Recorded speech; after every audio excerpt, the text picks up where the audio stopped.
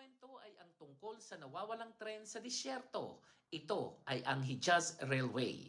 Kung ang pangatlong kwento natin ay tungkol sa sinaunang lunsod sa disyerto, ang ikaapat naman ay kwento tungkol sa isang tren na minsang tumawid sa gitna ng Arabian Desert.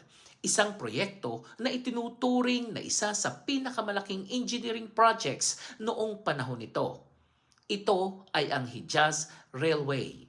Noong 1900, ipinag-utos ng pinuno ng Ottoman Empire na si Sultan Abdul Hamid II ang pagtatayo ng isang railway na magkokonekta mula sa Damascus sa Syria hanggang Medina sa Arabian Peninsula. Ang pangunahing layunin nito ay gawing mas madali ang paglalakbay ng mga Muslim papuntang Medina, tulungan ang mga pilgrims sa kanilang Hajj journey, palakasin ang kontrol ng Ottoman Empire sa rehiyon. Ang railway ay may haba na mahigit 1,300 kilometers. Ang ruta nito ay dumadaan sa Syria, Jordan, Hilagang Saudi Arabia hanggang sa Medina. Sa paglalakbay ng tren, dumadaan ito sa mga lugar tulad ng Tabuk kung saan makikita pa rin hanggang ngayon ang mga lumang railway stations at riles. Bago maitayo ang Hijaz Railway, ang paglalakbay ng mga pilgrim mula Syria papuntang Medina ay maaaring tumagal ng 40 days gamit ang camel caravans. Ngunit nang magkaroon ng tren, ang biyahe ay naging ilang araw na lamang. Ito ay isang malaking pagbabago para sa mga manlalakbay noong panahong iyon.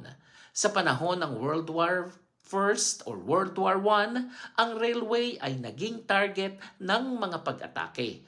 Isa sa mga kilalang personalidad na lumaban sa Ottoman Empire ay si T.E. Lawrence na tumulong sa Arab Revolt laban sa Ottoman rule.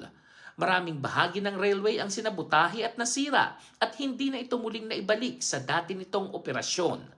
Hanggang ngayon, makikita pa rin sa ilang lugar ng Saudi Arabia ang mga lumang railway stations, riles na nakabaon sa disyerto at mga lumang locomotive na nakadisplay sa museums.